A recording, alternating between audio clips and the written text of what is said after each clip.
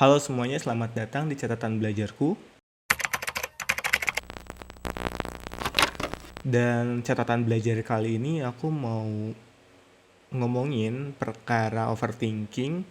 Karena jujur aja aku nggak ngerti kenapa orang-orang bisa overthinking.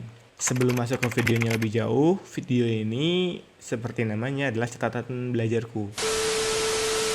Dibuat oleh aku yang hanya sekedar lulusan SMK, tidak punya background pendidikan apapun selain SMK jurusan komputer. Jadi untuk data dan apapun yang aku sampaikan di sini, harap teman-teman cross check dulu sumbernya. Oke, mari kita mulai videonya. Seperti orang pada umumnya ketika mendengar istilah baru, maka refleks yang aku cari adalah definisi dari istilah tersebut. Dan aku nemu satu definisi yang menurut aku oke banget. Di websitenya goodrx.com. Overthinking is when you dwell on or worry about the same thing repeatedly. Maksudnya adalah overthinking adalah ketika kamu memikirkan dan atau khawatir tentang sesuatu secara berulang-ulang. Dan overthinking bisa disebabkan atau juga berkontribusi terhadap depresi, anxiety, dan other mental health dan penyakit mental lainnya. Jadi dari website ini yang aku tangkap adalah overthinking itu bisa disebabkan oleh depresi, tapi bisa juga memperburuk depresi. Bisa disebabkan oleh anxiety, tapi bisa juga memperburuk anxiety seseorang. Begitu juga bisa disebabkan oleh penyakit mental lainnya, atau memperburuk penyakit mental lainnya. Lalu setelah dari definisi, aku mencoba cari dari Google Trend tentang seberapa banyak atau dari kapan sih orang-orang mulai peduli terhadap overthinking itu. Sebab berdasarkan pengalamanku, seingatku, waktu aku SMP tuh istilah ini nggak ada. Istilah ini belum dikenal, istilah ini nggak populer sama sekali. Dan ternyata berdasarkan data dari Google Trend, minat overthinking itu terjadi atau mengalami penaikan mulai dari April 2020 sampai sekarang. Tapi kalau puncaknya itu mulai dari akhir Juni 2022. Mulai dari April 2020 itu mulai naik, lalu puncaknya itu ada di bulan Juni 2022. Atau bisa dibilang overthinking ini mulai populer di masyarakat, di kalanganku ketika COVID itu datang, ketika kita mulai WFH, ketika orang-orang mulai kehilangan kebiasaan dan rutinitasnya. Jadi mungkin lagi gabut, tiba-tiba ada istilah overthinking, orang-orang mulai cari itu. Akhirnya itu makin banyak yang searchingnya. Dan kalau aku coba cari ke bawah dari website Google Trend juga, topik-topik yang paling banyak di searching tuh lebih ke, jadi seakan-akan overthinking ini tuh dipelajari bukan untuk mempelajari overthinkingnya, tapi agar dianggap gaul. Karena memang yang paling populer itu overthinking dalam bahasa gaul, arti overthinking dalam bahasa gaul, dan lain-lain.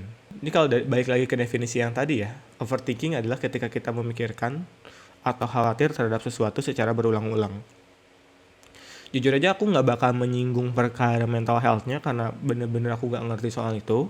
Kalau kamu memang merasa atau ya kalau kamu merasa punya indikasi penyakit mental, silahkan konsultasi ke ahlinya. Karena berdasarkan pengalamanku berinteraksi dengan orang-orang, kebanyakan orang tuh overthinkingnya perkara kejadian di masa lalu. Jadi mereka merasa tidak mengambil keputusan paling baik di masa lalu, ataupun mereka khawatir dengan apa yang akan terjadi di masa depan. Jadi spektrumnya itu ya. Jadi kebanyakan orang overthinking perkara masa lalu ataupun masa depan.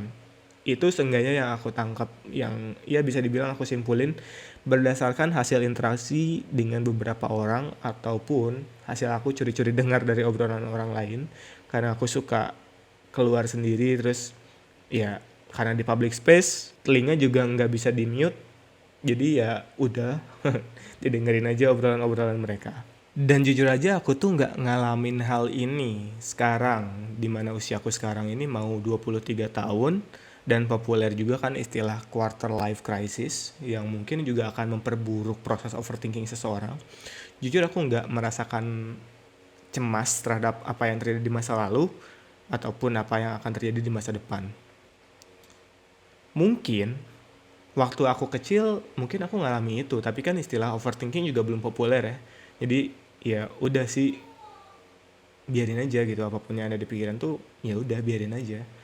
Pokoknya secemas apapun itu, toh juga sore main sama teman-teman yang lain gitu sih. Dan apa yang ingin aku sampaikan, mungkin ya aku coba ngasih solusi untuk orang-orang yang overthinking perkara masa lalu dan masa depan. Dan solusinya ini tuh sebenarnya disampaikan oleh ini ya, Master Oogway, Quit. gurunya Don't quit. Po dari film Kung Fu Panda. Dalam salah satu dialognya yang cukup terkenal itu dia ngomong bahwa Yesterday is history. Tomorrow is a mystery, but today is a gift. That is why it called the present. Maksudnya ya, secemas apapun kamu tentang masa lalu dan masa lalu itu akan selalu jadi sejarah.